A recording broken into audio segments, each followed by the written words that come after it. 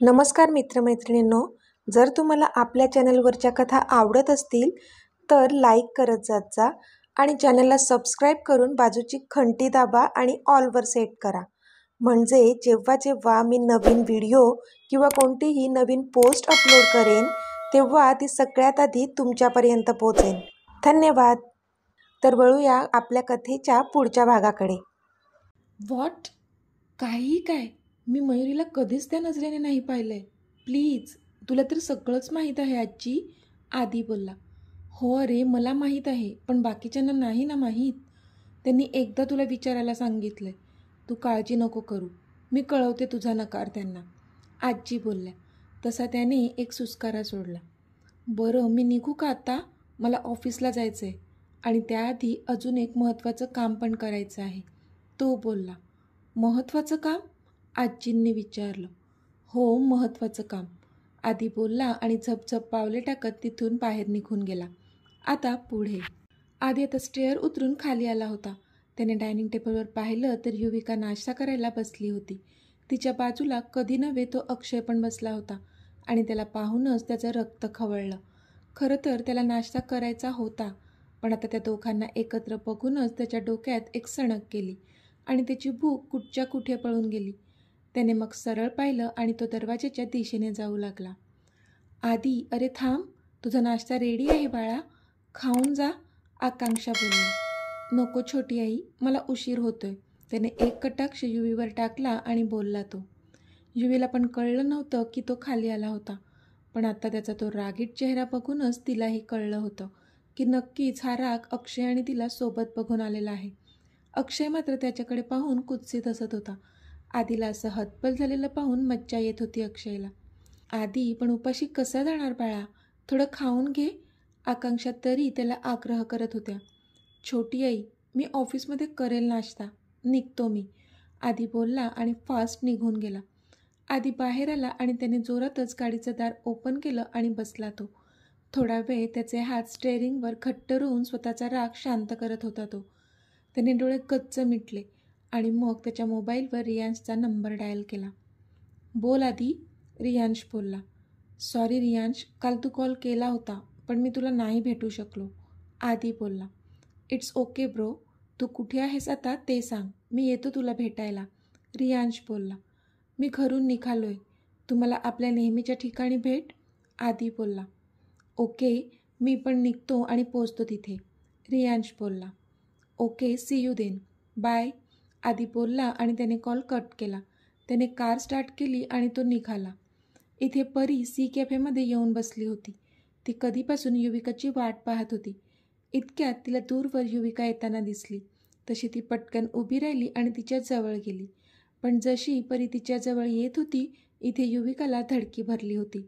पण तरी तिने चेहऱ्यावर उसणं हसू आणलं. काय झालं परी, इतक्या तडकाफडकी का बोलावून घेतलंस मला, चेहऱ्यावरचं ते उसणं हसू तसंच ठेवत युविका बोलली. हे तू मला विचारतेस, परी चिडून बोलली. तशी युविका चपापली. युवी, खरंच तू अक्षयशी लग्न करणार आहेस? तू मला काहीच सांगितलं नाहीस, मी कोणीच नाही आहे का तुझी, परीने विचारलं. पण युविका खाली मान घालून शांतच होती.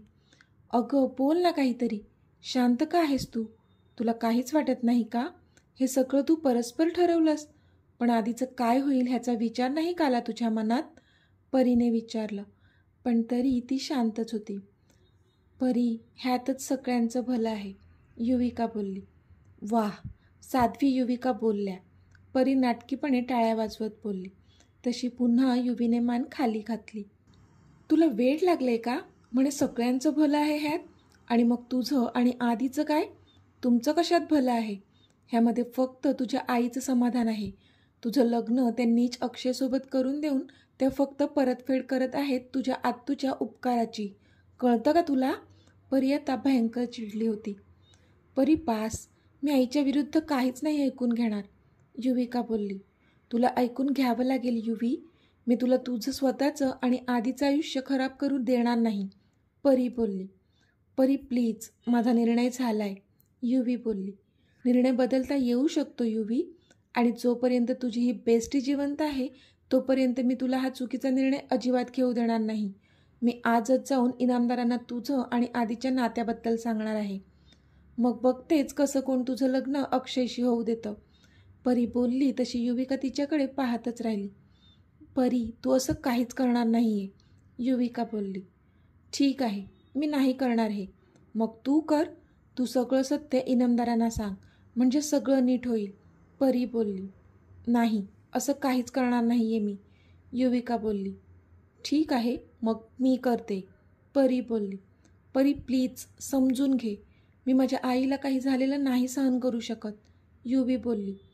आंटीना सत्य समजल्यावर त्यासुद्धा आधीसोबतच तुझं लग्न करून देतील. तू एक पाऊल तर पुढे टाकून बघ, परी बोलली. नाही परी, माझं सगळं करून झालंय, कशाचाच उपयोग नाही आहे आता, युविका बोलली. अगं पण तू एकदा, परी बोलतच होती की. नाही, माझा निर्णय झाला आहे आणि तो फायनल आहे, युवी डोळे पुसत बोलली. ठीक आहे, मग मी पण बघते तू कसं अक्षयशी लग्न करतेस. मी आत्ताच जाऊन इनामदारांना सगळं सांगून टाकते, परी चिडून बोलली आणि तिथून जाऊ लागली. परी थांब, तुला माझी शपथ आहे, युविका बोलली. मला शपथ लागत नाही, आणि जर मी हे केलं तर त्यामुळे कितीतरी आयुष्य उद्ध्वस्त होण्यापासून वाचतील, त्यामुळे तू राहूच दे, परी बोलली आणि जाऊ लागली. ठीक आहे, जाऊन सांग सगळ्यांना, तुला हवं ते कर, पण एक लक्षात ठेव, त्यानंतर तुला मी सुद्धा दिसणार नाही, कधीच, युविका बोलली आणि रडतच तिथून निघून जाऊ लागली. परी मात्र आवासून तिच्याकडे पाहू लागली. युवी, तू असं काहीच करणार नाही आहे, स्वतःच्या जीवाची भीती घालून तू मला गप्प करू शकत नाहीस, परी बोलली. मी काहीही करू शकते आणि ते तुला माहीत आहे परी, युवी चालता चालता बोलली. मला तर वाटतं तू कधी प्रेमच केलं नाही आधीवर, सगळा फक्त टाईमपास होता, परी चिडून बोलली तशी युविका चालता चालता थांबली. तिने एकदा परीकडे पाहिलं आणि डोळ्यातले अश्रू अडवून ती पळतच तिथून निघून गेली. युवी, तुला काहीच वाटत नाही का? थांब अगं, माझं ऐकून तर घे, का स्वतःच्या आयुष्याशी खेळत आहेस, परी बोलतच राहिली, पण तोपर्यंत युविका तिथून निघून गेली होती. आधी त्यांच्या रोजच्या ठिकाणी म्हणजेच त्या गार्डनमध्ये आला होता. तिथे बरेच कपल होते जे हातात हात घालून हसून एकमेकांशी बोलत बसले होते, जणू सुखी भविष्याची स्वप्न बघत असावेत. आधी पण एका बेंचवर बसला होता, पण त्याच्या बाजूची जागा मात्र रिकामी होती, कारण त्याची स्वीटी नव्हती त्याच्यासोबत. आधी, रियांशने आवाज दिला तसा कधीपासून एकटक एका कपलकडे बघत असलेला आधी भानावर आला. रियांश, आधी बोलला आणि उठला, पण रियांशने मात्र त्याला पटकन मिठी मारली. आय एम सॉरी, रियांश बोलला. तू का सॉरी म्हणतोस, आधी बोलला. एवढं सगळं घडून गेलं, पण तुला गरज असताना मी मात्र नव्हतो तुझ्यासोबत. आय एम सॉरी, रियांश बोलला, कारण आधी त्याला खूपच खचलेला दिसत होता. नेहमी बिनधास्त असणारा, त्यांच्या फ्रेंड सर्कलमध्ये सगळ्यांना समजावणारा, सगळ्यांना खुश कसं राहायचं हे शिकवणारा आधी आज मात्र खूपच हतबल झालेला दिसला त्याला, म्हणून रियांशला खूप वाईट वाटत होतं त्याच्यासाठी. रियांश, आय एम ओके, आधी बोलला आणि रियांशकडे पाहून त्याने स्माईल केली. नो आधी, तू काय अवस्था करून घेतलीस स्वतःची, रियांश बोलला. I said I am okay, आता मी तुला ज्या कामासाठी बोलावलंय ते करूया, आधी बोलला. कोणतं काम, रियांशने विचारलं. रियांश, ती दिव्या कुठेच सापडत नाही आहे, आधी बोलला. कुठेच सापडत नाही आहे म्हणजे, रियांशने विचारलं. मी तिच्या घरी गेलो होतो, पण ती तिथून कुठेतरी निघून गेली आहे, तिचा फोन पण नाही लागत, आता तिला कसं शोधायचं. मी सुमन आंटींना सांगितलं आहे की अक्षयचं खरं रूप त्यांच्यासमोर आणेल, तरच ते युवी आणि अक्षयचं लग्न मोडतील, पण आत्ता जर दिव्यात सापडली नाही तर आपल्याकडे दुसरा कोणताच प्रूफ नाही आहे यार त्याच्या विरोधात, आधी नाराज होत बोलला. अरे तो राकेश आहे ना, त्याला काही माहीत असेल तर, रियांश बोलला. त्याच्याशी पण बोलणं झालं आहे माझं, तो पण प्रयत्न करतोय, पण अजून तरी त्यालासुद्धा काहीच क्लू सापडला नाही आहे. तिची बहीण राहते इथेच, तो तिकडे पण गेलेला, पण सध्या ती पण गायब आहे, म्हणजे या दोघीसुद्धा गायब आहेत.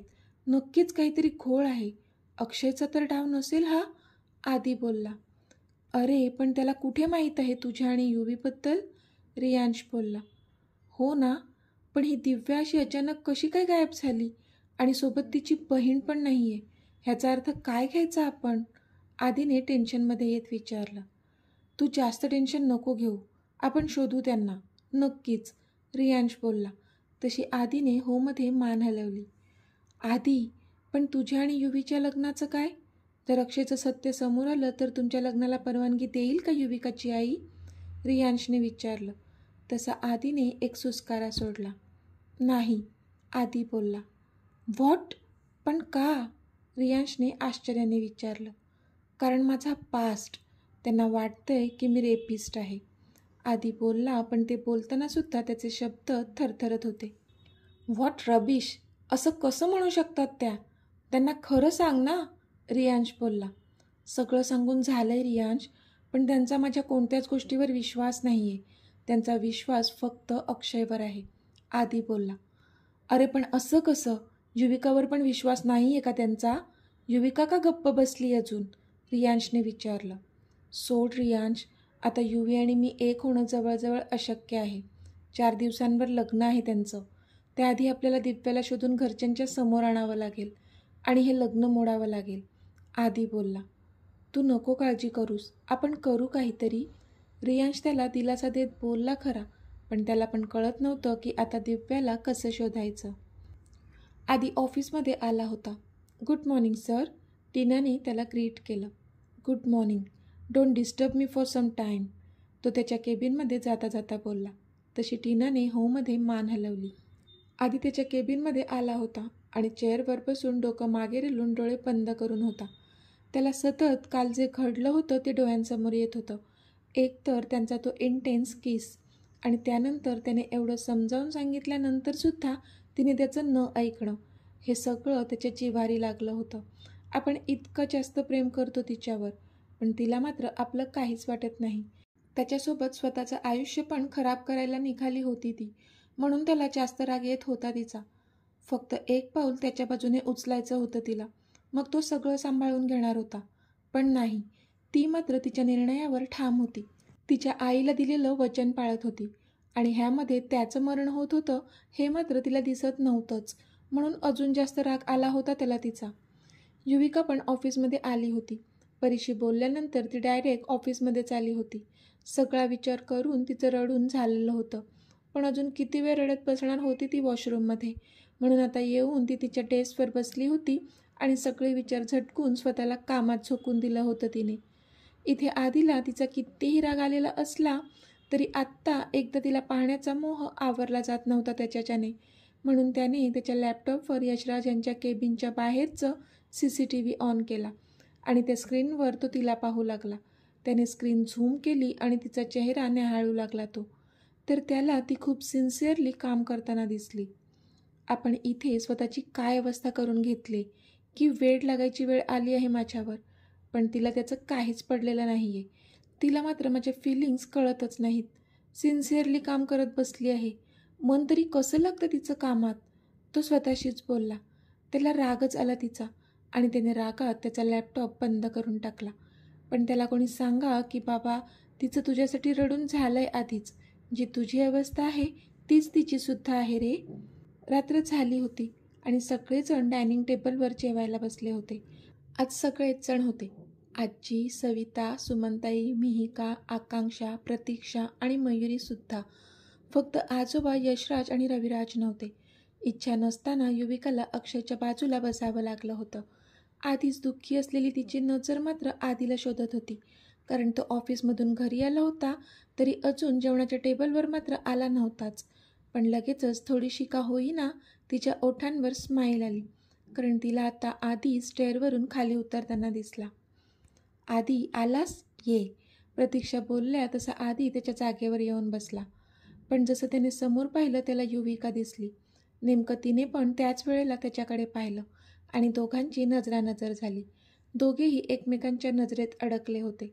त्याच्या डोळ्यात खूप सारे प्रश्न होते तिच्यासाठी आणि तिच्या डोळ्यात मात्र अपार दुःख. दोघांचेही डोळे पाणावले होते.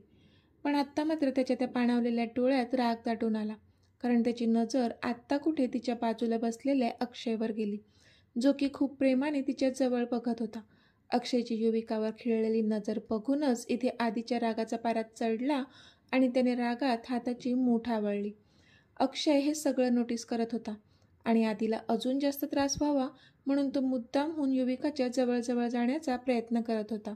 युविकाला पण त्याचा खूप राग येत होता, पण आता डायनिंग टेबलवर सगळेच जण बसलेले असल्यामुळे ती काहीच बोलू शकत नव्हती त्याला. आधीने मात्र आता त्यांच्यावरची नजर फिरवली आणि दुसरीकडे वळवून त्याने डोळ्यात आलेले अश्रू अडवले. आता त्याने त्याच्या जेवणावर कॉन्सन्ट्रेट केलं. आजी पण कधीपासून हे सगळं बघत होत्या. त्यांना खूप वाईट वाटत होतं आधीसाठी आणि युविकाचा रागही येत होता, कारण तिने थांबवलं तर हे सगळं थांबणार होतं असं वाटत होतं त्यांना. आई, तुम्ही बोललात का आधीशी? आकांक्षांनी हळूच आजींना विचारलं. कशाबद्दल? आजींनी विचारलं. मयुरीबद्दल, आकांक्षा बोलल्या. तेव्हा कुठे आजीला लक्षात आलं की आकांक्षा मयुरी आणि आधीच्या लग्नाबद्दल बोलत आहेत. आजच त्यांनी आधीला विचारलं होतं आणि त्याने साफ नकार दिला होता ह्या लग्नाला. आता इथे सगळेच जण उपस्थित होते, शिवाय सवितासुद्धा होती. त्यामुळे आधीने लग्नासाठी दिलेला नकार आपण आत्ता सगळ्यांसमोर सांगून टाकावा, म्हणजे मग सगळ्यांचीच तोंडं बंद होतील आणि आधीला पण जास्त टेन्शन नाही राहणार, असा विचार आजींनी केला. सगळ्यांनी इकडे लक्ष द्या, मला थोडं बोलायचं आहे. आजी बोलल्या तसे सगळेच जण त्यांच्याकडे पाहू लागले. घरातल्या काही जणांना वाटत होतं की आपल्या आधीचं लग्न मयुरीशी व्हावं, म्हणजे कसं घरातलीच मुलगी आपल्या घरातच येईल, आणि त्यासाठी त्यांनी मला आधीशी ह्या विषयावर बोलायला सांगितलं होतं. तसं मी आधीशी आज सकाळी बोलले आणि आधीने मला त्याचं उत्तर सांगितलं, आजी बोलल्या. सगळेच जण आजीकडे एकटक पाहू लागले होते. सविता, त्या आकांक्षा, प्रतीक्षा, मिहिका, अक्षय. मयुरी मात्र लाजली होती आणि थोडी घाबरलीसुद्धा होती की आधीने काय निर्णय घेतला असेल, कारण कालच त्याने तिला खोलीतून बाहेर हाकलून दिलं होतं, म्हणून तिला पण भीती वाटलीच होती. युविका मात्र एकदा आधीकडे तर एकदा आजीकडे पाहत होती, म्हणजे तिला हे एक्सपेक्टच नव्हतं की आधीचं लग्न मयुरीशी. तिची धडधड प्रचंड वाढली होती. इतकी रेसलेस फील करत होती ती. आधी चुपचाप त्याचं जेवण जेवत होता, पण युविकाची होणारी अस्वस्थता त्याला स्पष्ट जाणवत होती. मयुरी आणि आधीचं लग्न ह्या गोष्टीवर अजून प्रश्नचिन्ह होता, तरीसुद्धा तिची बेचैनी इतकी वाढली होती, ते तो सहज फील करू शकत होता. ती मयुरीवर किती जास्त चिडत होती हे जाणून होता तो, आणि म्हणूनच तिची जेलसी फील करू शकत होता. तिकडे आजी बोलत होत्या, सगळ्यांचं लक्ष तिथे होतं, पण आधी मात्र जेवता जेवता युविकाकडेच पाहत होता. तिचा तो घाबरलेला चेहरा, तिच्या मनात दाटून आलेली भीती, सगळंच पाहत होता तो. मी आधीशी बोलले आणि आधीने ह्या लग्नासाठी नकार. आजी बोलतच होत्या की, आजी, माझा होकार आहे ह्या लग्नासाठी. मयुरीशी लग्न करायला मी तयार आहे. आधी जेवता जेवताच बोलला तशा आजी त्याच्याकडे आश्चर्याने पाहू लागल्या. आणि युविका, ती तर जागेवरच फ्रीज झाली. तिचे डोळे तुडुंब पाण्याने भरले आणि त्या पाणावलेल्या डोळ्यांनी ती त्याच्याकडे एकटक पाहू लागली. माझं झालंय, त्याने चमचा प्लेटमध्ये ठेवला आणि समोर बसलेल्या युविकाकडे एकटक बघत बोलला तो, आणि तिथून उठून निघून गेला. तर मित्रमैत्रिणींनो, आजचा भाग तुम्हाला कसा वाटला ते मला कमेंटमध्ये सांगा, आणि जर आवडला असेल तर व्हिडिओला लाईक करा, शेअर करा आणि चॅनलला सबस्क्राईब करून बाजूची घंटी नक्की दाबा. चला तर भेटूया आपल्या पुढच्या भागात. तोपर्यंत धन्यवाद.